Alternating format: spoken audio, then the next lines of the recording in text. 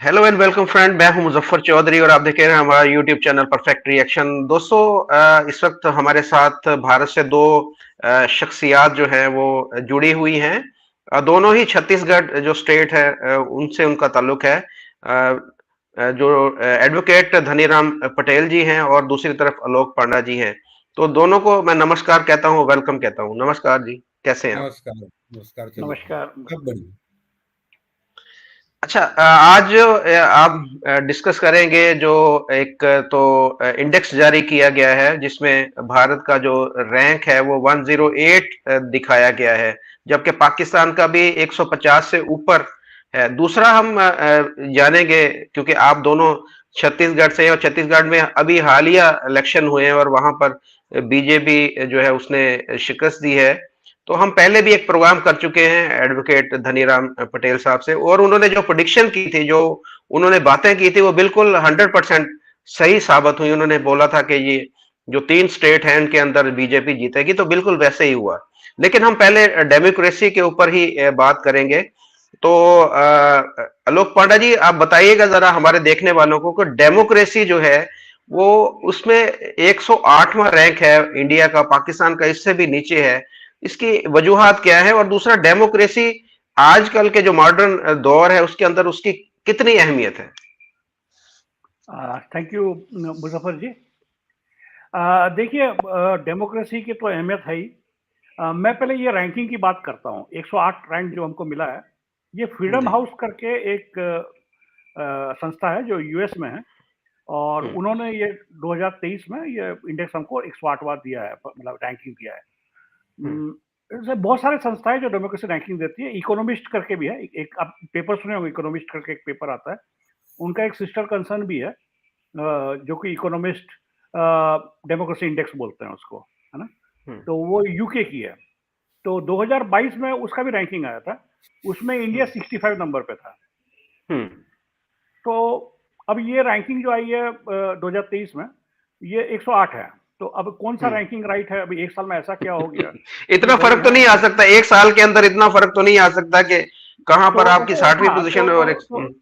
तो मोदी जी और जयशंकर जी, मतलब as per the government, government is hmm. Denied. Government said कि ये रैंकिंग हम क्रेडिबल नहीं लगती नहीं हमको, मानते। नहीं मानते। तो लेकिन मैं क्या ना, थोड़ा न्यूट्रल हम्म। टाइप का आदमी हूँ। हम्म। तो मैं बोला ठीक है, जो भी आदमी रैंकिंग दिया है तो हम्म। थोड़ा सोचते हैं इस रैंकिंग को कि भाई कुछ तो कमी होगी। देखो, best is to learn from hmm. Everything, है ना? हर चीज से सीखें। हम्म। अब देखो, बोलना तो बहुत आसान है कि भाई हाँ ये गलत है, ना वो तो बोल दिया हमने। लेकिन हम्म। सीख तो लें भाई कि भाई ऐसा क्या हो गया, उनमें क्या देखा, कुछ कमी होगी हममें, लेट्स हम्म। इवेलुएट। आदमी वही तो आगे बढ़ता है ना जो कमी को इवेलुएट करता है। हम्म। तो मैंने क्या देखा कि भाई भाई बेसिकली 4 स्तंभ या 4 पिलर्स ऑफ डेमोक्रेसी होते हैं। देखो, अलग अलग हम्म। लोग अलग अलग स्तंभ को बोलते हैं, बट बेसिकली 4 स्तंभ। एक तो रिप्रेजेंटेशन बोलता हूँ मैं। रिप्रेजेंटेशन मतलब राइट रिप्रेजेंटेशन हो रहा है कि नहीं, जो आदमी जी। मतलब हम वोट कर रहे हैं तो हम राइट वोट कर रहे हैं कि नहीं। देखो, जो करने वाला एक हुआ और जो करके ऊपर जा रहा है, जैसे एमपीज है हम्म। हमारे, ठीक है? तो राइट रिप्रेजेंटेशन हो रहा है कि नहीं, ये मतलब हमारा पॉपुलेशन का राइट सैंपलिंग है कि नहीं। देखिए, आपका डेमोक्रेसी का मकसद क्या है कि आपके 100 लोग हैं, तो जो सेम टाइप के लोग ही ऊपर जाएं, तभी जी। रिप्रेजेंटेशन राइट होगा ना। ओके, ओके, अ, आगे बढ़े। हाँ। तो राइट रिप्रेजेंटेशन हो रहा है कि नहीं। तो पहला, मैं हमेशा मानता हूँ कि representation is the first pillar, कि right representation of the democracy. Second है जस्टिस। तो आपके हम्म। देश में कानून, जैसे सर हैं धनीराम जी बैठे हैं, तो वो खुद हम्म। लॉयर हैं, तो वो जस्टिस है कि नहीं देश में? भाई, हम्म। इज इट जो आदमी को रिक्वायर्ड है जस्टिस, उसको मिल रहा है कि नहीं इस देश में? वो डेमोक्रेसी ठीक है। बहुत इंपॉर्टेंट है उसके लिए। वो सेकंड पिलर हम्म। हुआ। थर्ड सही। पिलर हुआ बेसिकली इक्वलिटी।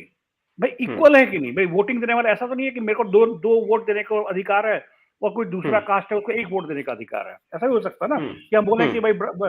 भाई पंडा जो लिखते हैं उनको 2 वोट देंगे, और जो हम्म। पटेल जी लिखते हैं वो 1 वोट दे पाएंगे। लेकिन हम्म। ऐसा नहीं है।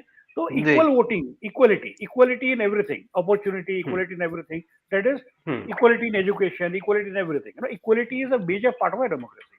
हम्म। एंड द फोर्थ पिलर जिसमें खड़ा है पूरा सब, वो है मीडिया या फ्रीडम। हम बोलते हैं फ्रीडम ऑफ हम्म। मीडिया भी होता है, फ्रीडम ऑफ स्पीच भी होता है ना, फ्रीडम ऑफ रिलीजियस प्रैक्टिस भी होता है ना, hmm. Freedom of many things, right? तो फ्रीडम, तो फ्रीडम राइट मायने में फ्रीडम है कि नहीं, मीडिया का फ्रीडम है कि नहीं, है ना, जैसे बताया आपको, रिलीजियस का फ्रीडम है कि नहीं, फ्रीडम जी। ऑफ स्पीच है कि नहीं, है ना। तो ये 4 खंभों में खड़ी है। हम्म, तो मेरे ख्याल से ये 4 खंभों को लेके डेमोक्रेसी इंडेक्स बनाया गया। तो मेरे को क्या लगता है कि ये बात मोदी जी को सबको समझ में आ गई है कि हम्म, रिप्रेजेंटेशन हमारी ठीक नहीं है। देखिए सबसे बड़ा हम्म, इनइक्वालिटी कहाँ पे है, वुमेन एंड मेन में।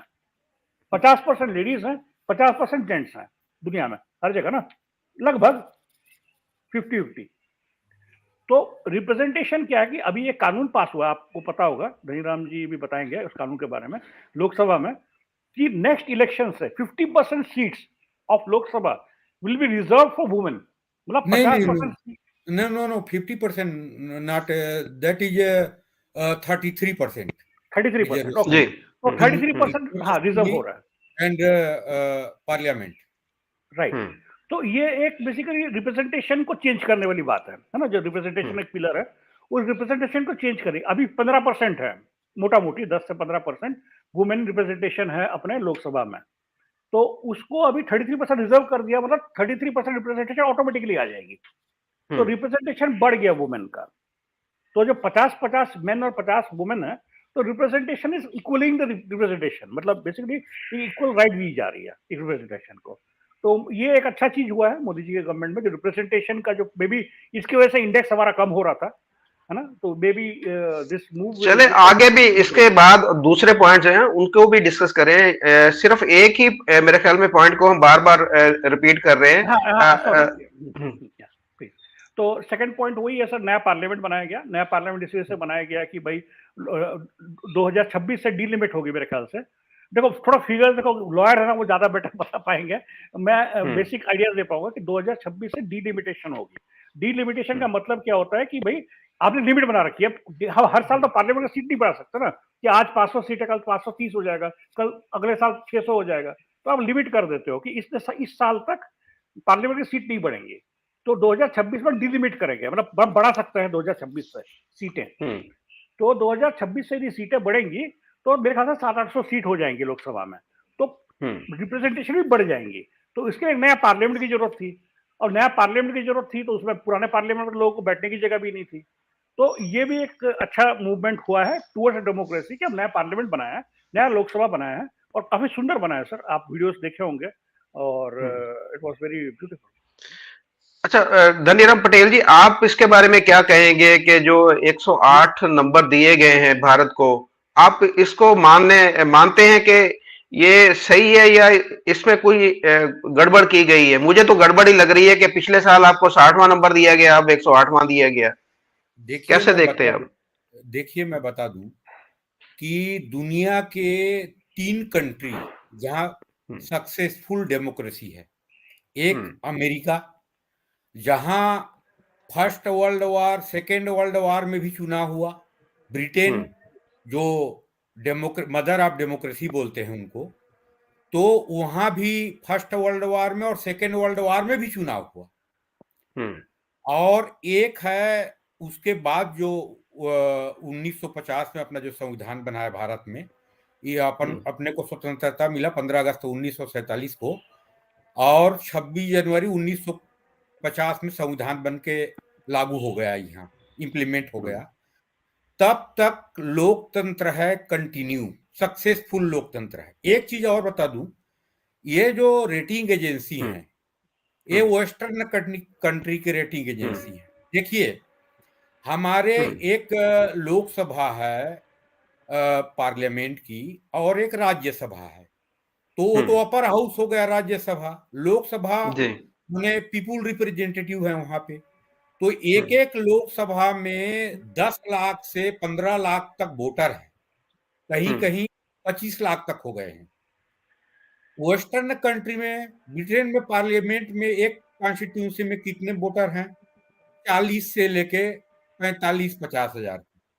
जी, और इतने बड़े देश जिसकी पॉपुलेशन आज 140 करोड़ है, हम्म, वहां सक्सेसफुल लोकतंत्र कंटिन्यू चलना, एक इमरजेंसी हम्म, लगी थी 1975 हम्म, में 2 साल के लिए, उसको छोड़ के हम्म, हम्म, कंटिन्यू है आज तक। यहाँ मिलिट्री क्रू नहीं हुआ है, आज तक यहाँ कोई सैनिक शासन नहीं हुई है, हम्म, कंटिन्यू पार्लियामेंट चल रही है, कंटिन्यू डेमोक्रेसी चल रही है। तो ये वेस्टर्न कंट्रियों का जो ये है स्टैंडर्ड ऑफ डेमोक्रेसी है, वो हम्म, इस बेस पे भी रहती है कि यहाँ आप देखेंगे इंडिया के 50% जो मीडिया है, हम्म, चाहे इलेक्ट्रॉनिक मीडिया हो, चाहे प्रिंट मीडिया हो, चाहे सोशल मीडिया हो, वो हम्म, भारत के हर सिस्टम को मलाइन हम्म, करने का, हम्म, ब्लेम करने का प्रयास करते रहते हैं। हम्म, और जो वेस्टर्न रेटिंग एजेंसी हैं वो उसको लेकर चलते हैं।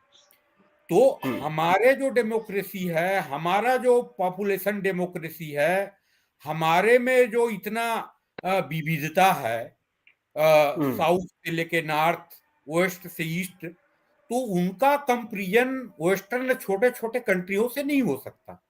हम्म, और एक चीज और बता दूं, जैसे बताया कि 68 पोजीशन में थी लास्ट टाइम रेटिंग में, जी, डेमोक्रेसी रेटिंग में, और अभी 108 है। तो ये तो देखिए, अभी तो बहुत से वेस्टर्न मीडिया में ये है कि भारत के जो ग्रोथ रेट है हम्म, 7.6, और भारत में जो बूम हुआ है इकोनॉमिकली, तो हम्म, उससे उनका एक अलग एजेंडा है। जैसे हम्म, अडानी ग्रुप के चलते भारत को हिंडनबर्ग ने जो किया था, यहाँ को, यहाँ की इकोनॉमी को डिरेल करने का प्रयास किया था, उसी एजेंडा के तहत कई रेटिंग एजेंसी हैं। तो मैं हम्म, इस रेटिंग एजेंसी से सहमत नहीं हूं। हम्म, और अब दूसरे देश के बारे में बोले, केनिया युगांडा के बारे में अलग बात है। हम्म, इंडिया के डेमोक्रेसी को 108 पोजीशन देना, ये मैं बिल्कुल इससे सहमत हूँ। इनके प्रोपेगेंडा है ये, हम्म। वेस्टर्न रेटिंग एजेंसी का, मेरा ये मानना है। जी, बिल्कुल आपने सही बोला कि अगर पाकिस्तान की बात की जाए तो पाकिस्तान के अंदर ऐसे है कि जैसे कि जो मिनॉरिटी के लोग हैं वो जो इलेक्शन होते हैं, मेन इलेक्शन होते हैं, उसमें वो हिस्सा नहीं ले सकते। उनके वो जो वोट है वो अलग से ही काउंट होते हैं। तो वो कुछ अजीब सा ही सिस्टम उनका बनाया गया है। आपके तो यहाँ पर कोई मुस्लिम हो, क्रिश्चियन हो, सिख हो, हिंदू हो, वो तो अपनी मर्जी से जिसको मर्जी वोट दे, जिसको मर्जी इलेक्ट करे, जो मर्जी करे। तो ये पाकिस्तान के अंदर इस तरह का सिस्टम है कि जी वो जी। आप जो मिनॉरिटी अपनी मर्जी से वोट नहीं डाल सकती। हम्म। जैसे आप बता रहे हैं कि महिलाओं के लिए भी आपके जो अब हाँ कॉन्स्टिट्यूशन हाँ के अंदर हाँ तब्दीली कर रहे हैं और उनको 33% की नुमाइंदगी दे रहे हैं, तो बड़ी अच्छी बात है। और ये सारी चीजें तो वेस्टर्न मीडिया को क्यों नहीं नजर आ रही, या वेस्टर्न जो ये एजेंसीज हैं जो रेटिंग सारी करती हैं, तो अपनी पता नहीं कौन सी उन्होंने अपना रखा क्राइटेरिया डिफाइन किया हुआ कि उस हिसाब से वो सारा कुछ करते हैं। तो बिल्कुल आपकी बात से मैं एग्री करता हूं। अच्छा, हम डेमोक्रेसी के बारे में जान रहे थे कि डेमोक्रेसी। चौधरी साहब जी, एक मिनट, जी, मैं जी, मैंने लोकतंत्र के प्रति जो मैंडेट है और लोकतंत्र के प्रति जो समर्पण की भावना है, मैं बता दूं, हम्म, हमारे यहाँ जब इंटरिम गवर्नमेंट बनी और पाकिस्तान जब अलग हो गया, तो हम्म, जवाहरलाल नेहरू जी ने प्रधानमंत्री बनने की बात सोची, पार्लियामेंट्री सिस्टम ऑफ गवर्नमेंट बनेगी इंडिया में करके। कांग्रेस के कई अधिवेशन में सहमत हो गए थे और रिजोल्यूशन आया था। हम्म, आपके पाकिस्तान में भी जिन्ना जी बोले 40 के बाद कि हमारे देश में भी parliamentary hmm, system of government होगा। लेकिन देखिए, देखिए ताजादात देखिए कि जब स्वतंत्र हुआ पाकिस्तान, 14 अगस्त को मानते हैं, 15 अगस्त को ही हुआ था, 14 अगस्त मानते चलिए, जी, मान लेते हैं 14 अगस्त, हम्म, तो उन्होंने गवर्नर जनरल बनना स्वीकार किया और प्राइम मिनिस्टर बनना स्वीकार नहीं किया। खुद बोल रहे हम्म, थे, कई मुस्लिम लीग के अधिवेशन में उन्होंने कहा था कि पार्लियामेंट्री सिस्टम ऑफ गवर्नमेंट होगी पाकिस्तान में, तो गवर्नर जनरल तो एक स्टेट ऑफ हेड होता है, वो तो हम्म, चीफ एग्जीक्यूटिव नहीं होता है। तो कायदे से जैसे जवाहरलाल नेहरू जी यहाँ स्वतंत्रता के बाद प्रधानमंत्री बने, प्राइम मिनिस्टर, वजीर आजम बने, वैसे जिन्ना जी को भी वजीर आजम बनना चाहिए था, कैबिनेट के हम्म, मीटिंग हेड नहीं करना चाहिए था, संविधान बनाने की प्रोसेस शुरू करनी चाहिए थी। हम्म, तो आप जब इस्टेब्लिश हुए है पाकिस्तान, तब से ही लोकतंत्र से कोसों दूर है पाकिस्तान। हम्म। कितने मार्शल लग चुके हैं आपके? एक दफा भी मार्शल, आपने बताया कि सिर्फ इमरजेंसी एक दफा लगी, हमारे जी तो जी जब जब दिल करता है जो हमारी इलेक्टेड गवर्नमेंट होती है उसको उठा के बाहर फेंक कर तो खुद आकर बैठ जाते हैं। तो यहाँ पर तो ये हमारे लिए नॉर्मल सी बात है। आप देखिए कितने आज जितने साल हो गए पाकिस्तान बने हुए, उससे आधे साल तो अगर देखा जाए तो हमारे फौजी गवर्नमेंट रही है। 40 साल लगभग, जी। याकूब सिंह याहा से लेके मुशर्रफ और उससे तीनों चारों करके 40 साल लगभग। जियाउल हक थे, मुशर्रफ थे। हाँ जी। हाँ। तो 11-11 साल तो ये रहे हैं, 2 साल में 11 साल मुशर्रफ रहे हैं और 11 साल ही जो है वो रहे हैं। और एक याया खान भी थे, याया खान भी हाँ, थे। याया खान रहे हैं। यहा खान 9 साल रहे, याकूब खान 9 साल रहे, तो लगभग 40 साल हो गए। जी। हम्म तो हमारे देखे ना, हमारे कोई भी चीज होती तो फौरी तौर पर आर्मी चीफ की तरफ ध्यान जाता है कि जी आर्मी चीफ एक्शन ले, आर्मी चीफ ऐसे करे, आर्मी चीफ वैसे करे। तो हमारे पब्लिक भी जो है वो जो जब कोई बड़ी चीज होती है तो आर्मी चीफ की तरफ ही देखती है। आपके तो मेरे ख्याल में पता ही नहीं होता कि आपके मुल्क का आर्मी चीफ है कौन। आपको तो शायद नाम का भी ना पता हो क्या है क्या नहीं। तो हमारे तो 90% लोगों को मालूम नहीं। और एक चीज मैं जस्ट सॉरी इंटरप्ट कर रहा हूँ। जी जी जी जी और जी एक जी चीज मैं सर को ऐड कर रहा हूँ, धनीराम सर को, कि जी। देखिए जो इंडेक्स है ना, उसमें कंट्री के पॉपुलेशन के हिसाब से एक अलग अलग इंडेक्स होनी चाहिए, मेरे को लगता है। ठीक है, बिल्कुल आप सही है। हर किसी को हर किसी से कंपेयर नहीं कर सकते, है ना। अब जैसे जो नंबर 1 पे है, मे बी नॉर्वे है या डेनमार्क है डेमोक्रेसी रैंकिंग में, उनकी पॉपुलेशन ही 60 लाख है ना। 6 मिलियन 60 लाख पॉपुलेशन है, और हमारी पॉपुलेशन 140 करोड़ है। मतलब 60 लाख तो हमारे एक जिला लेवल पे ही 60 लाख की पॉपुलेशन हो बिल्कुल जाती है। सही कह रहे हैं आप, सही कह रहे तो हैं। वो आप मापदंड को नहीं ले सकते, वही मापदंड को इंडिया के कॉन्टेक्स्ट में नहीं लगा सकते एक्चुअली। तो मेरे ख्याल से वो एक गलत है, और इसी वजह से India is a diverse country. अब भी जानते हो, इतने रिलीजन है, इतने प्रिंट मीडिया है। मैं वही देख रहा था, आज बच्चों के साथ मैं बैठा था, तो 100 जो फ्रीडम ऑफ, इस पे आ रहा हूँ मीडिया पे, 1.5 लाख प्रिंट पब्लिकेशन है इंडिया में, 1.5 लाख। वाह। उसमें से 30,000 नियर बाई, मतलब एक 148 मैं फिगर्स पे ना, मेरे एग्जैक्ट पे मत चाहिए, मैं मोटा मोटी बता रहा हूँ, है ना। 1.5 लाख प्रिंट पब्लिकेशन है, उसमें 30,000 डेली के हैं, मतलब हर दिन के एक प्रिंट पब्लिकेशन है। और जो बाकी 1,20,000 है वो पीरियडिक है, मतलब वीकली होगा या मंथली होगा या ईयरली होगा पब्लिकेशन है। तो अब इतने सारे पब्लिकेशन हैं, तो भाई मीडिया तो है ना, पब्लिकेशन, मैगजीन आ रही है, न्यूज़पेपर्स आ रही हैं, प्रिंट आ रही है, न्यूज चैनल्स आ रहे हैं।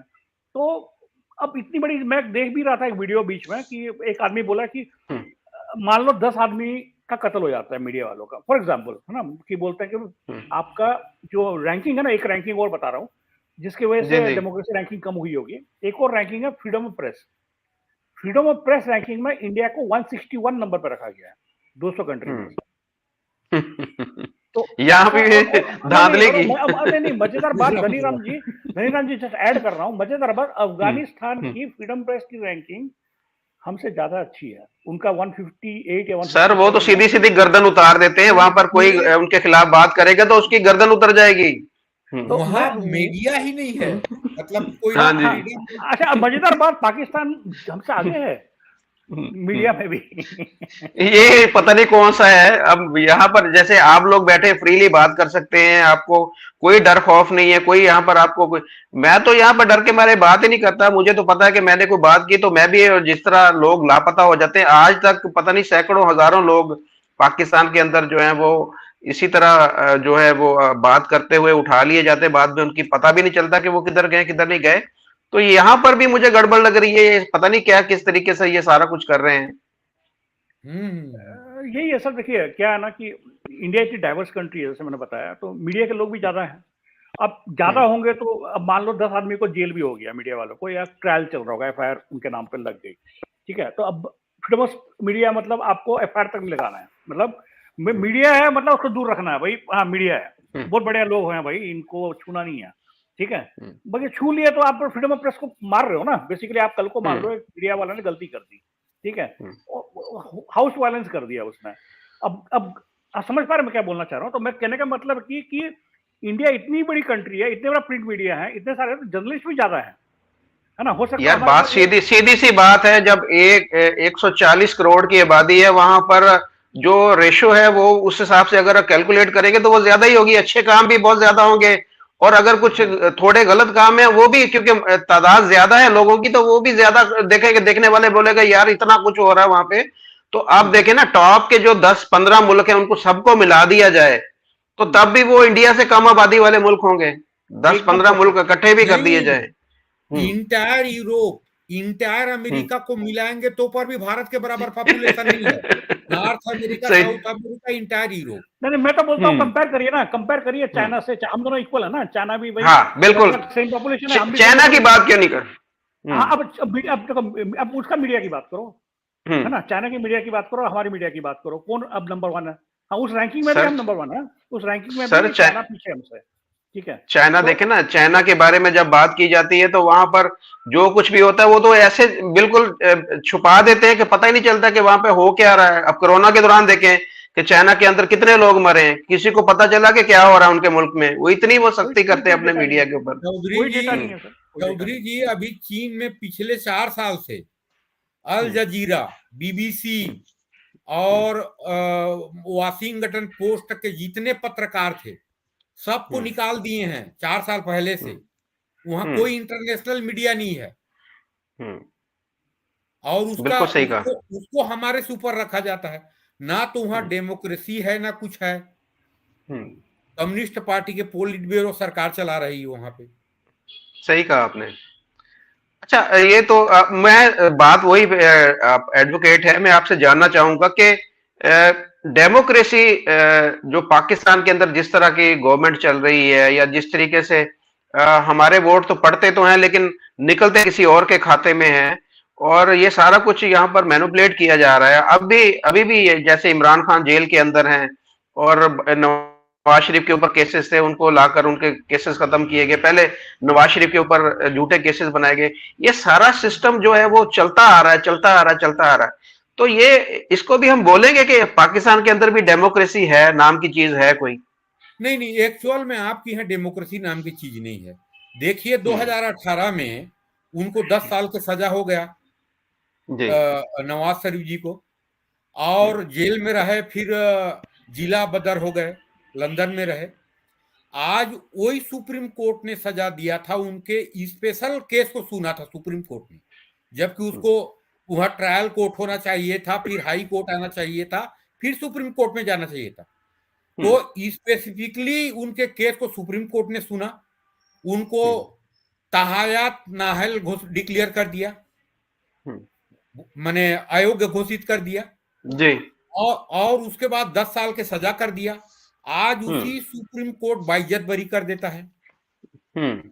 और देखिए इलेक्शन के मामले में देखिए कि 3 महीना में चुनाव हो गए। काकड़ साहब अभी जो प्रधानमंत्री बने हैं, उनको जी। इसलिए आप कॉन्स्टिट्यूशन के अनुसार बनाया गया था कि 3 महीना के अंदर इनको चुनाव कराना था। इंटरिम गवर्नमेंट बनी हम्म। थी। वो इंटरिम हम्म। गवर्नमेंट ही इसलिए बनती है कि अन्य परिस्थिति सामान्य रहने पे, उसका एक्सप्लेन नहीं है हम्म। आपके कॉन्स्टिट्यूशन में। वो तो सर तो, दुनिया वो घूम तो रहे हैं अभी। हाँ हाँ, वो उनके जो 3 महीना के अंदर इलेक्शन कराना था। वो 4 महीना हम्म। हुआ, अभी तक इलेक्शन नहीं हुआ है। आपने हम्म। अभी जैसे बताया कि फरवरी में कुछ डेट दिए हैं, हो सकता 8 है फरवरी कि की डेट दी। वो भी एक्सटेंड हो जाए। देखिए फरवरी तो उससे आएगा पहले सर। क्या, हाँ, नहीं वो तो मसला है, अभी तो कह रहे हैं दो तीन चीजें अहम है पाकिस्तान के अंदर। अभी भी वो कह रहे हैं कि या तो ये फंड का भी मसला बना है कि फंड उन्होंने मांगा, फंड नहीं अभी तक दिया। दूसरा कह रहे हैं कि कुछ जो लोग इस तरह के अफवाहें फैली हुई हैं कि कोई बड़ा सानेहा हो सकता है, कि जैसे कोई बड़ी शख्सियत का अल्लाह ना करे, मैं कहता हूं कि मर्डर हो सकता है, कि जिसकी वजह से इलेक्शन फिर दोबारा से फिर मुलतवी हो फिर जाएंगे। ये इस तरह का प्लान, कुछ कुछ चीजें जो है ना बैकग्राउंड में कुछ लोग बातें कर रहे हैं, वल्लाह आलम इसमें कितनी हकीकत है, कितनी इसमें सच्चाई है, लेकिन चहमगोइयां हो रही है कि इलेक्शन को डिले करने के लिए कुछ प्लानिंग चल रही है बैकग्राउंड में। बट सर एक चीज बताओ, 25 करोड़ लोग हैं पाकिस्तान के, दुनिया का 5th लार्जेस्ट पॉपुलेशन हो गया है अभी। जी। वहां पे डेमोक्रेसी बहुत जरूरी है, मतलब हम्म। मैं एज ए न्यूट्रल आदमी बात कर रहा हूँ, जी। बिकॉज देखो हकूक चाहिए ना, लोगों को हकूक चाहिए, हकूक जिसको बोलते हैं ना, मतलब लोग पीपल जी। शुड जी। Get their rights, you know, चाहे लोग तो है ना सर, अब 25 करोड़ हमारे ही तो लोग हैं, है ना, चले गए थे, है ना। अब नहीं हमारे देश देखिए, में तो सब कुछ सही चल रहा है, तो देखिए अब एक्चुअल में मेरा मानना है, अब मेरा जो रिसर्च है, जितनी इस्लामिक कंट्री हैं, डिक्लेयर्ड इस्लामिक जी। Country, Turkey is not a declared Islamic country, Pakistan is declared Islamic country, वहां एक्चुअल में डेमोक्रेसी एग्जिस्ट ही नहीं करता। एक्चुअल में देखेंगे तो जो, जैसे ईरान को ले लीजिए, सुप्रीम काउंसिल बनी है मौलवियों की, वो डिसाइड करता है, आयतुल्ला खामेनी डिसाइड करते हैं कि कौन उम्मीदवार योग्य होगा या नहीं होगा। आपके पाकिस्तान में भी कोई भी अमेंडमेंट होगा कॉन्स्टिट्यूशन में है, तो वो इस्लामिक है कि गैर इस्लामिक है, इसको मौलवी का जो काउंसिल है वो डिसाइड करता है। तो इसको कैसे डेमोक्रेसी मान सकते हैं? डेमोक्रेसी तो हो ही बट नहीं। मुजफ्फर जी, मेरा एक सवाल है आप। कॉन्स्टिट्यूशनली, जी जी एक्चुअल में कॉन्स्टिट्यूशनली सोसाइटी ही डेवलप नहीं हुआ है पाकिस्तान में, ना मेरे को लगता है अगले 75 साल तक होगा। आपको खराब अच्छा, लगेगा मैं बोलूंगा, आपको लगता भी नहीं कि पाकिस्तान के अंदर डेमोक्रेसी अगले आएगी? 75 साल तक संभव नहीं है। अच्छा। सर मेरा प्रिडिक्शन आप ले लीजिए। कॉन्स्टिट्यूशनल सोसाइटी जी। डेवलप होना मेरे को मुश्किल लगता है। मेरा एक प्रिडिक्शन दे रहा हूं मैं। यदि इमरान खान को जेल से रिहा करके वापस चांस दे दीजिए, चांस दे दीजिए, अच्छा जी। चाहे वो जीते चाहे हारे, जो भी हो, दे दीजिए चांस। देखिए क्या होता है ना, आपको एक बार गलती करनी पड़ती है। देखिए कोई भी चीज को ठीक करने के लिए ना, एक चाहे गलत हो चाहे सही हो, एक सिस्टम पे चलना होता है। तो मैं जी। बोलता हूं कि एक फ्री एंड फेयर इलेक्शन करा दीजिए। अब अभी क्या चल रहा है, अभी इमरान खान को वो लाना नहीं चाहते, है ना, उसको जेल में डालना ही है। कुछ भी करके इमरान खान को या तो देश निकाला देंगे, बोलेंगे भाई देश से चले जाओ यहाँ से, या जेल में डाल के रखेंगे, क्योंकि वो if he comes for election he will win the election. आप सबको पता है, बिकॉज जिस ढंग जी से जी। उनकी पॉपुलैरिटी है, इलेक्शन जीतेंगे वो। तो जीतने दीजिए ना, खराब हो जाए, क्या हो जाएगा ज्यादा से ज्यादा। पाकिस्तान ऐसे ही खराब चल रही है, ऐसे ही डेमोक्रेसी नहीं है, वैसे ही इकोनॉमिक कंडीशन खराब है भाई, ऐसे ही आपका 200-300 रुपए डॉलर का रेट है, हो गया है लगभग, है ना। तो क्या हो जाएगा, जी। 350 हो जाएगा, और क्या हो जाएगा उससे ज्यादा, 350 हो जाएगा। असल तो में मैं बोल रहा आपने हूँ बोला ना कि ये गलती का अजाला हो रहा है, जो गलती इन्होंने नवाज शरीफ को निकाल के की थी, तो अब नवाज शरीफ को जब वापस लेके आ रहे हैं, तो नवाज शरीफ ने ये बोला है कि जैसे मुझे 2017 में निकाला था, वैसे उसी पोजीशन में लेके आओ दोबारा से। तो ये जो उन्होंने पहले गलती की थी, नहीं नहीं उसी नहीं नहीं गलती नहीं को नहीं नहीं नहीं, उस सॉरी, जी। एक बार टोक रहा हूँ मुझे जी। जो जी जी। 4 साल तो हो गए थे इमरान खान को, हम्म 4 साल तो गवर्नेंस हो गई थी ना इमरान खान की। नहीं नहीं, जब मैं उससे इमरान खान पहले को, की बात कर रहा नहीं हूँ, नहीं नहीं, मैं वो तो उससे भूल जाइए, उस उतना पीछे जाते ही नहीं ना सर, उतना पीछे जाते ही नहीं ना। मैं बोल रहा हूँ इमरान खान को अभी जो मतलब नो कॉन्फिडेंस मोशन से निकाला गया, कि बोला गया कि कॉन्फिडेंस मतलब एमपीज को खरीद लिया किसी ने, या उनको कोई पार्टी सपोर्ट खरीद नहीं किया, तो इमरान खान की गवर्नमेंट जो गिरी 1 साल पहले, जब शहबाज शरीफ आए, जब नवाज जी जी, शरीफ बात करें आए, हम, जी जी, हाँ बात हाँ करें। हाँ, तो उस समय 1 साल रुकने में क्या फर्क पड़ रहा था सर। ऐसे ही इमरान खान की पॉपुलैरिटी डाउन हो रही थी, ऐसे ही इमरान नहीं खान की नहीं पॉपुलैरिटी डाउन हो रही थी, सुनिए ना, ऐसे ही इमरान नहीं, खान की आप पॉपुलैरिटी उस समय डाउन हो रही थी, नहीं एक्चुअली डाउन हो रही एक्चुअली थी। आपको आपको फैक्ट देखिए, एंड फिगर का नहीं पता कि उस वक्त प्लानिंग क्या चल रही थी, बैकग्राउंड में चीजें कुछ ऐसी थी कि अगर उस वक्त इमरान खान को ना रोका जाता, तो वो अगले 5 साल के लिए भी उसने अपने आप को कर लेना था। वो कुछ फौजी जनरल आपस में मिलकर, जैसे जिनमें जनरल फैज हमीद थे और दीगर जो लोग थे, वो मिलकर एक प्लान कर रहे थे कि अगले 5 साल के लिए भी इमरान खान को लाया जाएगा और आर्मी चीफ जो है वो जनरल फैज हमीद को बनाया जाएगा। इन सारी चीजों को रोकने के लिए सारा चीजें उनको किया गया। मेरे ख्याल में धनीराम पटेल साहब कुछ कहना चाह रहे हैं। देखिए, चुनाव के पहले इमरान खान क्या भाषण देता था कि वेस्टर्न टाइप की यहाँ डेमोक्रेसी होगी, सब चीज होगी। जैसे बना, पाकिस्तान के सबसे बड़े मौलवी हो गया हो। क्या उसका भाषण देखिए।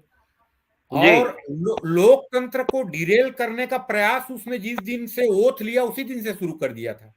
राइट, देखिए, जितने स्टेट के जो असेंबली के मेंबर थे, पंजाब में मेजॉरिटी में नहीं थी तहरीक इंसाफ पार्टी, ना सेंट्रल में मेजॉरिटी में थी। वो तो जी। मेजॉरिटी में कहाँ थी। सब मिलिट्री के जनरलों ने, जो इंडिपेंडेंट मेंबर थे, उनको ला ला के उनके पक्ष में कर किया था, उनके पार्टी में मिलाया था। और जो लोकल पार्टी हैं, उनके सपोर्ट के लिए ले के आए थे वहां, वो जो इमरान खान की हैं। तो जब सरकार बनी वो बहुमत में नहीं थी, और जिस दिन सरकार बनी उसी दिन से मेरे विचार से उसने कंप्लीटली लोकतंत्र को डिरेल करने का प्रयास कर दिया। उसका एजेंडा एक सूत्र ये था कि इसको कंप्लीटली मतलब खत्म करना है नवाज शरीफ को, लोकतंत्र से मतलब नहीं रह गया था उसको। हर भाषण में वो था कि पूरा माने नवाज शरीफ ने भ्रष्टाचार किया है, नवाज शरीफ ने वो किया है, ये किया है, यही आर्डर था। और उसका एक चीज और लगा मेरे को कि उसने जब प्रधानमंत्री बना उसके 2 महीने बाद ये बोलना शुरू किया कि मतलब नेहरू और गांधी का इंडिया अलग था और अभी का इंडिया अलग है। तो भैया ये बता दो, जब 1947 में स्वतंत्रता हुआ उसके और उसके पहले ये मुस्लिम लीग और जिन्ना और जो जनरल है सब लोग तो बोल रहे हो कि हिंदुओं की पार्टी है कांग्रेस और मुसलमानों के साथ अन्याय हो रहा है। तो आज उस समय कैसी अच्छी थी और आज कैसे बुरा है? आपके मुताला पाकिस्तान स्टडी में पढ़ लीजिए, कांग्रेस के बारे में क्या कहता है, गांधी जी के बारे में क्या कहता है, नेहरू जी के बारे में क्या कहता है। तो ये दोहरा चरित्र है ये। बिल्कुल आपने सही कहा। बट सर मैं बोलूँ अपने को पाकिस्तान में डेमोक्रेसी तो चाहिए, तो ये एस्टैब्लिशमेंट को एक तो कोई रिस्क लेना पड़ेगा आप लोगों को, मेरे को लगता है एक रिस्क तो लेना पड़ेगा। और वो रिस्क देखिए, मतलब इमरान खान, मैं थोड़ा सपोर्टर हूँ इमरान खान को। ठीक है, क्यों सपोर्टर हूँ? क्योंकि मेरे को क्या लगता है ना कि ठीक है, मोदी जी के अगेंस्ट काफी कुछ बोला उसने, मैं उस पर नहीं जाता, लेकिन इमरान खान का सपोर्टर इसी वजह से हूँ कि उन्होंने उसने पाकिस्तान का बेड़ा गर्क किया। नहीं नहीं नहीं नहीं नहीं नहीं बेड़ा गर्क नहीं किया सर, नहीं किया, मैं बता रहा हूँ सर। ये जो एस्टैब्लिशमेंट के अगेंस्ट लोग जो खड़े हो गए ना आज, जो देखो आपको आर्मी सर एस्टेब्लिशमेंट उसको लेकर आई थी, एस्टेब्लिशमेंट आप देखें, आप धरने के दौरान उसकी सारी वीडियोस निकाल के देखें, वो यही कहता रहा है कि अंपायर की उंगली खड़ी होने वाली है। और जब उसको बुलाया गया, उसको जीएचक्यू में बुलाया गया, उस दिन उसकी शक्ल देखें, उसके चेहरे देखें, उसका मुस्कुराहट देखें कितनी थी कि वो उसको पता था कि अब ये सारी चीजें नवाज शरीफ का बोरिया बिस्तरा गोल होने वाला। तो किस तरीके से वो एस्टेब्लिशमेंट को बुरा भला कह रहा है? एस्टेब्लिशमेंट के कंधों पर बैठ के तो वो हुकूमत में आया था। मैं ये बोल रहा हूँ, अभी जो इंसिडेंट हुआ है आपका, जिस दिन इमरान खान ने सब फौजी के घर में पब्लिक घुस गई थी, जहां पे बिरयानी निकाल लिए थे फौजी के घर से प्लेट, वो अभी कुछ महीने पहले हुआ था ना, जो इमरान खान ने बुलाया था कि जी लोगों को, है ना, जो जिस दिन क्रैकडाउन आर्मी ने किया, तो उस दिन तो क्रैकडाउन तो हुआ ना सर। मतलब एक पहला चीज तो दिखा कि आर्मी के खिलाफ पाकिस्तान की पब्लिक खड़ी हुई है। तो ये गलत है ना आर्मी के। देखिए आप नहीं चाहते हो, मेरी बात, आप इंडिया की मिसाल लगा लें। अगर इंडिया के अंदर आपको आज ईवीएम के खिलाफ आप बात कर रहे हैं या कोई इस तरह कुछ चीजें हो रही हैं, तो आप उसके रिजल्ट में क्या जाकर किसी अपने जाकर इलेक्शन कमीशन के तोड़ फोड़ करेंगे? देखिए आपका राइट बनता है कि आप किसी के खिलाफ एहतजाज करें। 40 साल आपको डिक्टेटरशिप में रखा उन्होंने, आर्मी ने। देखिए मैं गलत नहीं बोला, 40 साल आपको डिक्टेटरशिप में रखा। तो पहले इमरान खान क्यों नहीं बोला उनके खिलाफ? इमरान खान पहले क्यों नहीं बोला उनके खिलाफ? जब इमरान खान को वो लेकर आए थे उस वक्त इमरान खान क्यों नहीं बोला कि मुझे ये गैर जो कानूनी तरीके से कैसे पीएम बनाने की कोशिश कर रहे हैं? उस वक्त भी बोलना चाहिए था उसे। आप देखें ना, आपके हक में अगर कोई गलत काम नहीं, आपके हक में कोई गलत काम होता है, आप उसको बोल रहे हैं ये ठीक है। अगर जब जैसे ही कोई चीज गलत होती है आप बोले कि नहीं नहीं ये नहीं सही, ये नहीं, तो चीजें दोनों तरफ देखनी चाहिए ना, कि अगर आपके लिए कोई चीज गलत हो रही है, कानून से हटके हो रही है, तो वो भी गलत है ना। आप उस वक्त कह रहे कि नहीं जी हम एक पेज पे हैं, मैं और कमर बाजवा जो है वो एक पेज पे हैं, मैं और आर्मी एक साथ हैं, और जैसे ही आपके खिलाफ जो है वो तहरीक अदम एतमाद पेश हुई है आप उनके खिलाफ हो गए। तो ये तो गलत है ना भाई, ये सारी चीजें गलत है। लेकिन सर ये पाकिस्तान के हिस्ट्री में पहली बार ऐसा हुआ है। क्या पहली बार? कि भाई आर्मी के घर घुस के बिरयानी चुराई करके लोग। सर आप बात को ना दूसरी तरफ लेके जा रहे हैं, आप बात को गलत साइड पे लेके जा रहे हैं। देखें ये कोई चीज गलत होने को आप कैसे जस्टिफाई कर सकते हैं कि भाई मैं आप सीधी सी बात है। देखें कमर बाजवा और फैज हमीद और जहीरुल इस्लाम और जनरल कियानी, ये राहिल शरीफ, ये सारे नाम आते हैं कि जिन्होंने जो तहरीक इंसाफ को किस तरीके से प्रमोट किया, उनको किस तरीके से हुकूमत में लेकर आए। देखें ना, वो आप चीज देखें, और वो सारा जो उनकी मेहनत थी, ये 10-12 साल इसके ऊपर उन्होंने वर्किंग की, ये इसको इन्होंने तैयार किया इमरान खान को, उसको बताया कि भाई आपने किस तरीके से आगे बढ़ना है, वो सारी चीजें उनके लिए एक ग्राउंड बना कर दिया इन अच्छा सब छोड़िए ने। ना, छोड़िए, मेरे एक जी क्वेश्चन का आंसर दीजिए, मेरा एक क्वेश्चन का आंसर जी। दीजिए आप, ठीक है? आपको लगता है कि पाकिस्तान में डेमोक्रेसी आ जाएगी? नहीं मुझे आएगी। तो और नहीं आएगी तो लगता। कैसे आएगी? आएगी तो नहीं कैसे मुझे, आएगी? ये मैं ये चाह रहा हूं कि कैसे आ सकती है? डेमोक्रेसी कैसे आ सकती है? डेमोक्रेसी हाँ, उस दिन आएगी जब जिस दिन मेरे जैसा बंदा उठ के इलेक्शन लड़ेगा और इलेक्शन जीत जाएगा, तो नहीं मैं तो मानूंगा डेमोक्रेसी आ जाए। आपको लड़ने दिया जाएगा? नहीं, लड़ने लड़ने तो दिया जाएगा, लेकिन मुझे वोट ही नहीं मुझे मिलना। मुझे मेरे अरे घर वालों ने वोट, मेरे मेरे जो घर वाले वोट है वो नहीं निकलने मेरे मेरे बॉक्स में सर से। सर आगे वो देखिए मिलेगा, चौधरी मैं साहब, पहला हम्म, चीज पूछ रहा हूँ, आपको चौधरी लड़ने साहब, दिया इसमें मैं जाएगा? एक चीज बोल दूं कि जी पाकिस्तान में जब तक constitutionally, institutionally, educationally complete reform नहीं होगा, तब तक वहां डेमोक्रेसी नहीं आ सकता। और जो हम्म, अभी स्ट्रक्चर है कॉन्स्टिट्यूशन के, उसके अनुसार हम्म, तो संभव ही नहीं है। और आपकी इस्टेब्लिशमेंट कॉन्स्टिट्यूशन को भी इस्टेब्लिश होने देती ही नहीं है। और मेरे को एग्जैक्टली लगता यही है तो मैं अगले बोलना चाह रहा 70 हूँ साल तक नहीं देगी। सर कि मेरी बात सुने। जब तक एस्टैब्लिशमेंट हाथ पीछे नहीं खींचेगी और बोलेगी जो करना है आप लोग सिविल वाले करिए, हम अलग हैं, जब तक वो न्यूट्रल नहीं संभव होगी, ही नहीं। बोलने के लिए न्यूट्रल नहीं होना है, सही में न्यूट्रल होना है।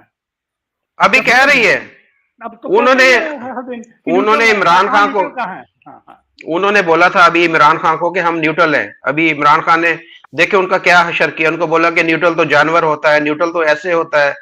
अब देखे ना ये सारी चीजें, वो कह रहे हैं हम एक साइड पे हो गए।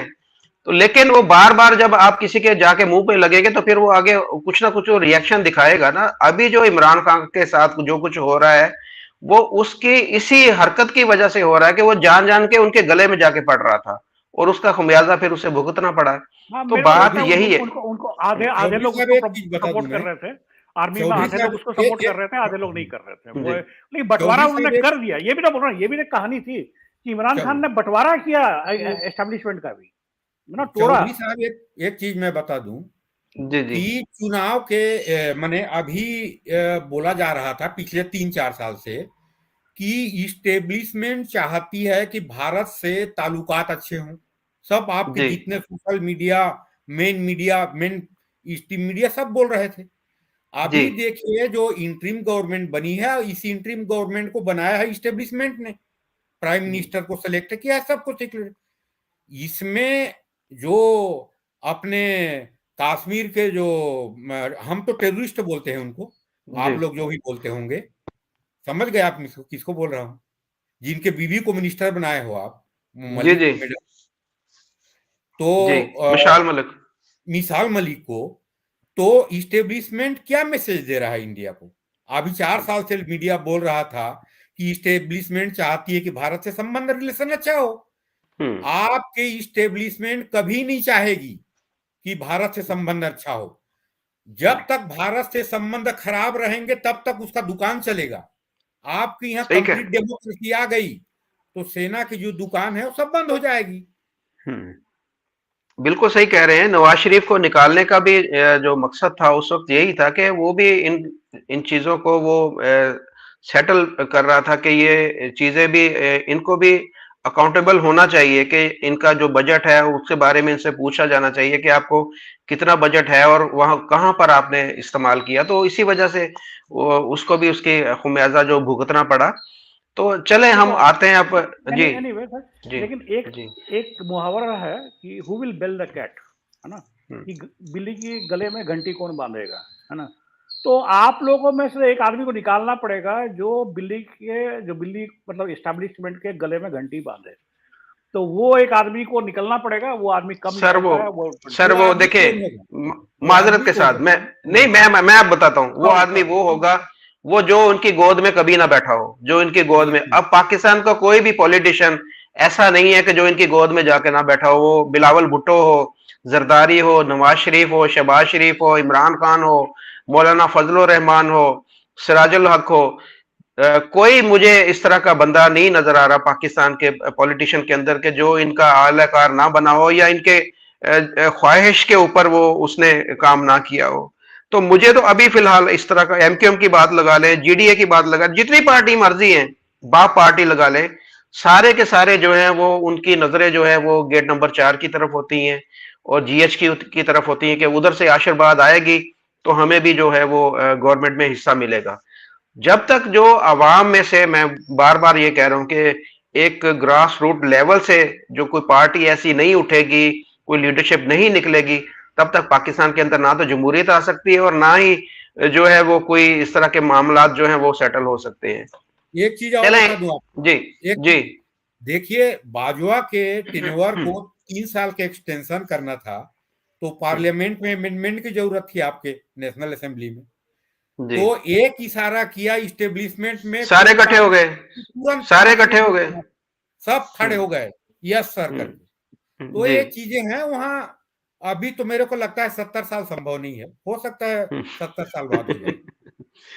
देखें, आपके पास बड़ी अच्छी मिसाल है कि जो मैं कहता हूं ना कि एक नीचे से बंदा आए और इलेक्ट हो जाए। ईश्वर साहू, मैं बार बार अपनी हर वीडियो के अंदर कह रहा हूं कि कैसा बंदा है कि जो एक मिसाल है कि जी वो देखें, जिसके पास ना तो गाड़ी है, ना घर है, ना बंगला है, ना खाने के पैसे थे, लेकिन वो क्या हुआ कि वो जीत गया वहां पर और उसने हराया किसको? कि 7 दफा के जो इलेक्ट हुआ, जो आपका जो गोविंद चौबे। मेंबर है, हाँ जी, उसको उसको रविंद्र चौबे उनको हराया। इस तरह पाकिस्तान के अंदर भी जब होना शुरू हो जाएगा, आम बंदा खड़ा होगा और जीतेगा, तब मैं मानूंगा कि जी पाकिस्तान के अंदर भी डेमोक्रेसी आ गई है। लेकिन इंडिया में क्या सर अभी कहेंगे? बहुत सारे एग्जांपल्स हैं। ये जो आप बोल कितने रहे थे न ना, कितने। बहुत गिनती के एग्जांपल्स हैं। अभी छत्तीसगढ़ में एक और शख्स हैं, ओपी चौधरी करके, जो मेरे ख्याल से सीएम कैंडिडेट के रेस में भी है। अभी जानते रायगढ़ होंगे से हैं। धनीराम के। हाँ, रायगढ़ से जीते रायगढ़। हैं। वो बहुत गरीब इंसान थे। उन्होंने आईपी इंडियन एडमिनिस्ट्रेटिव सर्विसेज होती ना, आईपीएस, उन्होंने आईएएस। आईएएस, आईपीएस, हाँ आईपीएस कर, आईएएस। आईएएस, हाँ। तो आईएएस उन्होंने पास किया, गरीब थे, है ना। आईएएस पास किया और आईएएस बने। आईएएस बनने के बाद उन्होंने रिजाइन किया। रिजाइन करने के बाद अभी स्टेट इलेक्शन लड़े हैं, तो उसमें जीते हैं। तो मतलब इस तरह के लोग जो जमीन से ना, मतलब जमीन से, एक्चुअली वो गरीब आदमी था, आईएएस उसने पाया, उसके बाद आईएएस करने के बाद अभी इलेक्शन लड़े हैं। तो इस तरह के बहुत सारे एग्जाम्पल्स हैं। मोदी जी खुद ही एक एग्जाम्पल है। मोदी जी कौन से बहुत अमीर फैमिली के बिलोंग करते हैं। बिल्कुल। तो ऐसे बहुत सारे एग्जाम्पल्स हैं सर, गिन के हैं। मतलब आप लिखेंगे ना तो मेरे को लगता है कि बहुत सारे हैं, बहुत सारे, लाखों में आ गए अभी तो इंडिया में। तो इंडिया बिल्कुल। बहुत आगे है सर, बहुत आगे है, बहुत आगे है। तो धनीराम जी, आप बताइएगा कि आपको कैसे पता चल गया था कि ये 3 जो स्टेट हैं इसके अंदर बीजेपी जीतने वाली है? आपने पहले ही बता दिया था मुझे। नहीं, देखिए उसमें कारण ये है कि पिछले चुनाव में तीनों स्टेट में बीजेपी हारी थी। राजस्थान में 1% वोट का अंतर था और बीजेपी को मिला था 76 लगभग, और 99 सीट मिला था। इलेक्शन जो काउंटिंग हुई उस दिन कांग्रेस को मिला था। बहुमत वहां मेजॉरिटी कांग्रेस की आई नहीं थी, ले दे के फिर मेजॉरिटी में आए और मेजॉरिटी में आई कांग्रेस, सरकार बनी और 5 साल रही। मध्य प्रदेश में 1% वोट अधिक मिला था बीजेपी को। कांग्रेस को मिला था 40 और बीजेपी को मिला था 41, और सीट में 5 सीट की अंतर थी। उनको मिला था लगभग 113 सीट और 109 सीट लगभग मिला था बीजेपी। 109 था बीजेपी। 109 सीट मिला था। और छत्तीसगढ़ में कांग्रेस को मिली थी 68 सीट, थंपिंग मेजॉरिटी, और बीजेपी को मिला था 15 सीट। तो अभी जितना मीडिया है, सब मीडिया ये बोल रही थी कि मध्य प्रदेश में, मेरे वकील मित्र मेरे को बोलते थे कि आपने एक पाकिस्तानी को पत्रकार को इंटरव्यू दिए हो उसमें, और डॉक्टर अभिषेक मिश्रा जी को इंटरव्यू दिए हो उसमें, आप कैसे बोल रहे हो कि छत्तीसगढ़ में बीजेपी के गवर्नमेंट बनेगी और मध्य प्रदेश में? ये संभव ही नहीं है, बोल रहे थे। तो मैं दोनों के इंटरव्यू में बताया था कि मेरा मानना है छत्तीसगढ़ में चाहे 50 सीट मिले चाहे 52 सीट मिले, बीजेपी की गवर्नमेंट बन रही है। मध्य प्रदेश में मैं आपको बोला था चाहे अपन बीजेपी को 135 सीट मिले चाहे 150 सीट मिले, बीजेपी की गवर्नमेंट बन रही है। और राजस्थान में भी वो थंपिंग मेजॉरिटी बोला था, 130 से 35 सीट बोला था। हालांकि भाजपा के बागी हो गए तो थोड़ा सीट कम हो गया। राजस्थान में बीजेपी को मिला है 115 सीट और कांग्रेस को मिला है लगभग 63 सीट, और मध्य प्रदेश में बीजेपी को मिला है 163 सीट, कांग्रेस को मिला है 66 सीट लगभग मिला है, और छत्तीसगढ़ में बीजेपी को मिला है 54 सीट, 54 सीट, और कांग्रेस को मिला है 35 सीट। और बाकी जो तेलंगाना है, तेलंगाना में भी उपलब्धि बीजेपी की बहुत अच्छी रही। जो 119 सीट की कॉन्स्टिट्यूंसी है उसमें पिछले बार भाजपा को 1 सीट मिला था, और उसमें लोकल पार्टी है टीआरएस, अभी वो बीआरएस बन गई है, उसकी गवर्नमेंट थी, उसको थंपिंग मेजॉरिटी मिली थी 89 सीट, और कांग्रेस को 19 सीट मिली थी। तो अभी बीजेपी को 8 सीट मिले हैं, वोट परसेंट लगभग 14% है और थर्ड लार्जेस्ट पार्टी है। और कांग्रेस वहां गवर्नमेंट बनी है, बीआरएस हारी है। नहीं, मैं एक चीज ऐड कर रहा हूँ सर तनीराम जी, ऐड कर दे रहा हूँ, जस्ट ऐड कर दे रहा हूँ। एक मिनट मेरे को बोलने दीजिए, आप ऐड कर लीजिए। हाँ जी। तीनों जो हिंदी हार्ट बेल्ट की स्टेट है, ये इतना इंपॉर्टेंट है, ये चाहे राजस्थान हो, मध्य प्रदेश हो, छत्तीसगढ़ हो, ये लोकसभा में चुनाव में अचानक से जो हारी हुई सीट थी तीनों स्टेट, वहां थंपिंग मेजॉरिटी से लोकसभा में जीती थी। राजस्थान में 25 में 25 सीट जीती थी, ये 19 की चुनाव की बात कर रहा हूं लोकसभा की। मध्य प्रदेश में 29 में 28, छत्तीसगढ़ में 11 में 9 सीट जीती थी। तो मेरा उस दिन भी बताया था कि मोदी जी के लोकप्रियता में कोई गिरावट नहीं है। जो एंटी इनकम्बेंसी थी लोकल लीडरशिप के अगेंस्ट थी, खासकर छत्तीसगढ़ में 10% दोनों पार्टियों के वोट में अंतर आई थी, 10% पीछे हो गई थी बीजेपी, और अभी तो 4-5% आगे हो गई है। तो वो जो लोकल नेतृत्व था, जो वजीरे आला था, मुख्यमंत्री बोलते हैं हिंदी में उसको, वजीरे आला को, उनके खिलाफ एंटी इनकम्बेंसी थी। मोदी जी के खिलाफ एंटी इनकम्बेंसी नहीं थी। उसका जस्ट 3 महीना बाद तीनों स्टेट में लोकसभा चुनाव हुआ तो थंपिंग मेजॉरिटी से बीजेपी जीत गई। तो अभी जो मैं ग्राउंड लेवल पे जाके देखा, जैसे रायगढ़ हो, खरसिया हो, कई जगह गया था मैं, तो कांग्रेस वालों का सोचना था कि हमने किसानों के लिए लोक लुभावन काम किया है, बहुत सारी चीजों काम किए हैं पब्लिक वेलफेयर के, तो हमको अच्छा वोट मिलेगा, हमारी फिर सरकार बनेगी। लेकिन मैं ग्राउंड लेवल पे देखा कि जो अभी जो गई सरकार, अभी जो हारी हुई सरकार है भूपेश बघेल के नेतृत्व में, इसने इंफ्रास्ट्रक्चर में एक भी काम नहीं किया था। इसने इंडस्ट्री के सेक्टर में कुछ भी एक इंडस्ट्री नहीं बनी थी, और लोग एंटी इनकम्बेंसी के कारण उनको जो वोट दिए थे, और 5 साल की इस सरकार की जो कार्यकाल थी, इसमें कई घोटाले के आरोप लगे, कई में तो बहुत सारे केस अभी अंडर इन्वेस्टिगेशन है, और बहुत सारे मैटर कोर्ट में है, हाई कोर्ट में है, जो बेल पे हैं।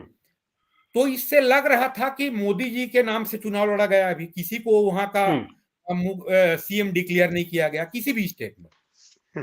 तो लग रहा था कि, मेरे को लग रहा था एनी हाउ बीजेपी जीतेगी ही जीतेगी। अच्छा, आप कुछ कहना चाह रहे थे? हाँ, मैं लाइटर मोड में सर एक जस्ट ऐड कर रहा हूँ, आपको ही ऐड कर रहा हूँ जी। एक लाइटर नोट पे हम लोग ना रायपुर में डिस्कस कर रहे थे कि कौन आएगा, बीजेपी आएगी या कांग्रेस आएगी। तो सब ना एक दूसरे को बोल रहे थे कि वोट तो मैंने बीजेपी को दिया है, लेकिन लगता है कांग्रेस आएगी, है ना। तो अच्छा, वो क्यों? हाँ सुनिए ना, हर आदमी वोट तो मैंने बीजेपी को दिया है, लेकिन लगता है कांग्रेस आएगी, है ना। तो मैंने पूछा सबको कि बोला सब वोट जब बीजेपी को दिए हो तो कांग्रेस कैसे आएगी, है ना। तो ये एक मतलब जोक था, मतलब ये परसेप्शन बना दिया गया था। तो हम भी उस परसेप्शन में हाँ बोल रहे थे, बोला ठीक है अब क्या कर सकते हैं, बिकॉज सबको पता था कि लोग बीजेपी को वोट दे रहे हैं, और मीडिया वाले बोल रहे थे कि नहीं कांग्रेस आएगी। तो हम भी बोले ठीक है भाई, आने दीजिए। तो हम तो वोट दिए हैं बीजेपी को, लेकिन आएगी कांग्रेस, वही मजाक कर रहा हूं मैं भी। गंडा साहब लगते हैं मेरे को आम आदमी पार्टी के समर्थक टाइप के लगते हैं।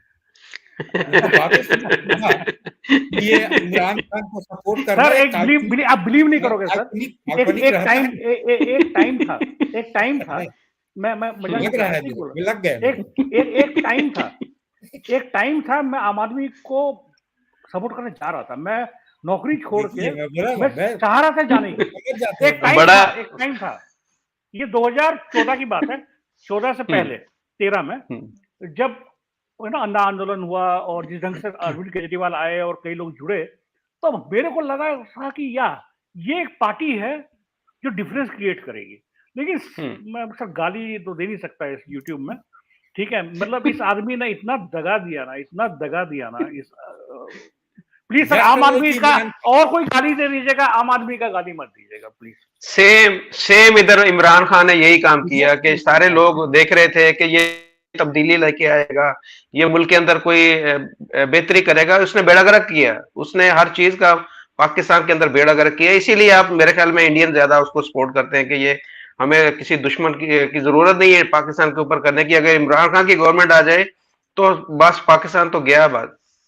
सही अच्छा कह सर, रहे हैं वो आप। एक टी राजा का नाम सुना है? टी राजा जो तेलंगाना में है, अच्छा आप जानने के लिए मुजफ्फर भाई, एक जी, बंदा है टी राजा करके वहां पे तेलंगाना इलेक्शन में, है ना? अच्छा जी। बीजेपी से हैं। उसके अगेंस्ट में दो लोग खड़े खड़े थे, है ना, जो कांग्रेस का जो हम्म, सीएम बन रहा है अभी वो, और जो अच्छा। बीआरएस के जो हेड है, जो पुराने सीएम थे, पुराने सीएम हम्म, जो हार गए, और जो नए सीएम जो आने हैं, वो वाह, दोनों टी राजा के साथ इलेक्शन में लड़े और टी राजा जीत गए, दोनों को हरा के। वो दोनों वेरी बीजेपी को के, हरा गुड। वो बीजेपी के, प्रेजेंटली बड़ी बात सीएम है जी। How CM. है ना? हम्म, ये एक मतलब अच्छा। ये कहलाता है कि तेलंगाना बीजेपी हारने के बावजूद भी मतलब ये जीत गई पावर वो। है उसका, हाँ, वहां पे क्या जीत रही हम्म। है वो। अच्छा, मुझे ये बताइएगा कि जो जैसे आप कांग्रेस की भी बात कर रहे थे कि कांग्रेस में बहुत ज्यादा एफर्ट भी की, लेकिन उन्होंने जो उनके पास गवर्नमेंट थी, जैसे कि छत्तीसगढ़ में उनकी गवर्नमेंट थी, कोई उन्होंने इंफ्रास्ट्रक्चर के ऊपर काम नहीं किया, कोई डेवलपमेंट नहीं की वहां पर। तो ये यहाँ पर अगर वो हारी है छत्तीसगढ़ की, अगर सर खास सर देखिए, बात की जाए तो। मेरा थायराइड जो है ना, जी थोड़ा बहुत जी। मतलब मान लीजिए कि मतलब यहाँ पे लीकर घोटाला, हम्म लीकर घोटाला सबसे बड़ा घोटाला कांग्रेस गवर्नमेंट कर रही थी यहाँ पे, ठीक है, हम्म कोविड से लेके अभी तक इतना बड़ा घोटाला हुआ हम्म, है, ऐसा लीकर घोटाला यदि सही में इन्वेस्टिगेशन हो जाए ना, ये आदमी हो तो रहा है, जेल हो रहा है। पक्का जाएगा ये आदमी। वो अंडर इन्वेस्टिगेशन है, इन्वेस्टिगेशन हो रहा है, जी। हो रहा है इन्वेस्टिगेशन। हाँ। नहीं, सेकंड सवाल मेरा सर, आप सुन ले। कोई काम नहीं है सर, सवाल कोई काम नहीं, मेरा जी। पीडब्ल्यूडी में कोई काम नहीं है, कोई काम नहीं है। हम जाते हैं ना, टेंडर भरते हैं पीडब्ल्यूडी का जी वेबसाइट में जाके, तो दिखाता है लाइव टेंडर, है ना, कि कितने टेंडर्स हैं लाइव अभी चल रहा है। जी। तो छोटे बड़े मिला के 5 लाख के भी हो सकता है, करोड़ों का भी हो सकता है। तो कोई हम्म भी गिवन मोमेंट ऑफ टाइम आप देखेंगे ना, टेंडर्स है ही नहीं छत्तीसगढ़ में। हम्म मतलब ये जो नहीं, 5 साल में कोई टेंडर मतलब बहुत कम थे, बहुत कम टेंडर्स थे जो कि एक्चुअली आदमी किया जाए।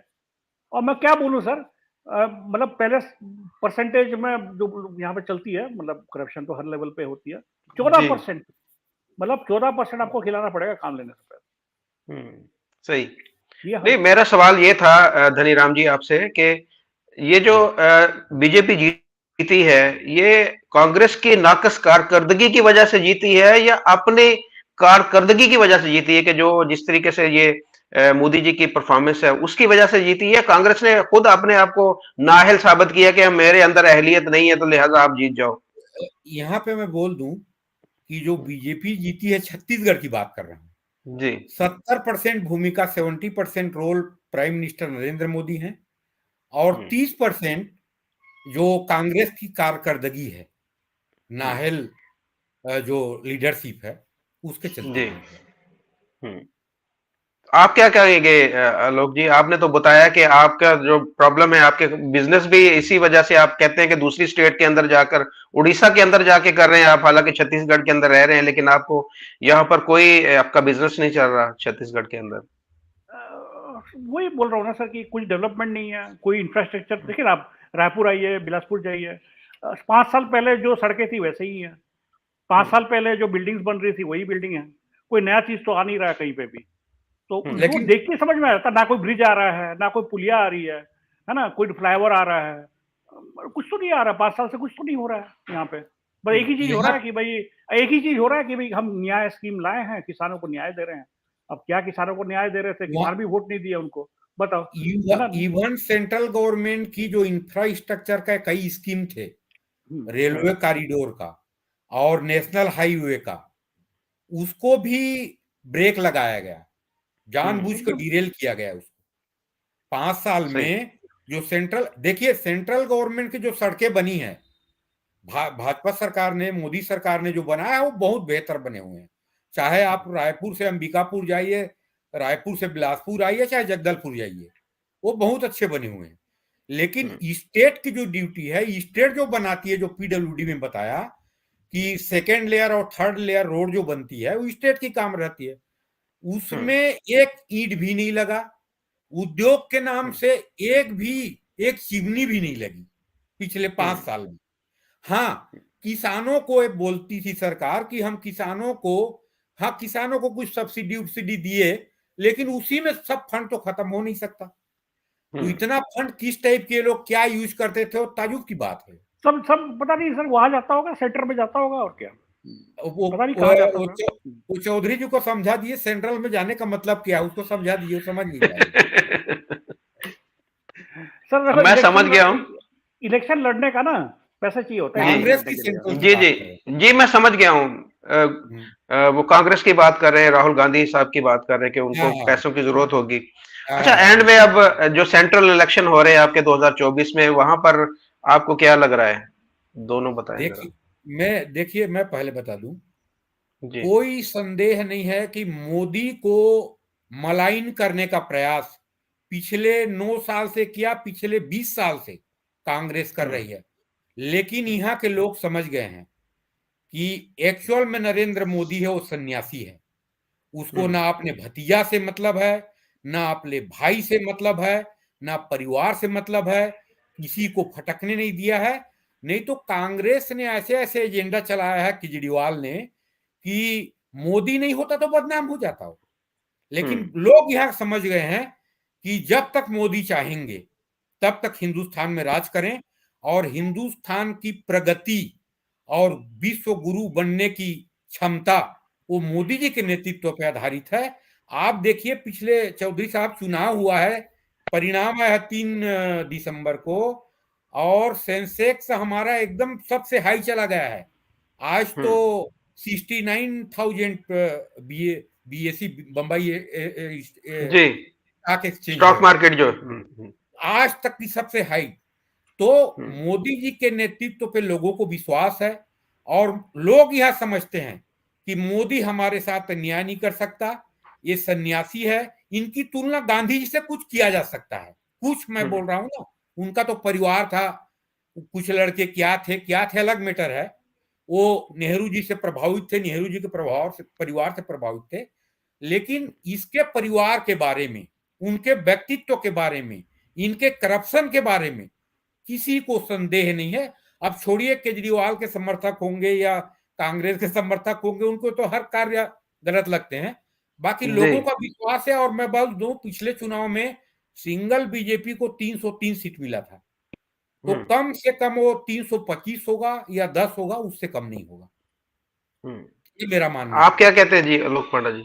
मैं तो एक लाइनर ही बोलना चाहता हूं सर। मोदी जी रिक्वेस्ट करते हैं हमको वोट दे दो, लेकिन कांग्रेस बाध्य कर देती कि मोदी जी को वोट दे दो। अच्छा, सही। यानी कि कांग्रेस जो है वो मजबूर कर देती है आपको कि जी आपने मोदी जी को ही वोट देना, ये कहना चाह रहे हैं आप? ये यही है सर। चले जी, बहुत शुक्रिया आप दोनों का, आपके दोनों। जी जी जी जी जी एक मिनट, जी जी जी जी। मैं यहाँ पे थोड़ा सा उसमें करेक्ट कर दूं कि जो पाकिस्तान के जो इंटरनल मैटर है, डेमोक्रेसी की बात है, तो धीरे धीरे लोगों में शऊर आ रहा है, लोगों में समझने की क्षमता बढ़ रही है।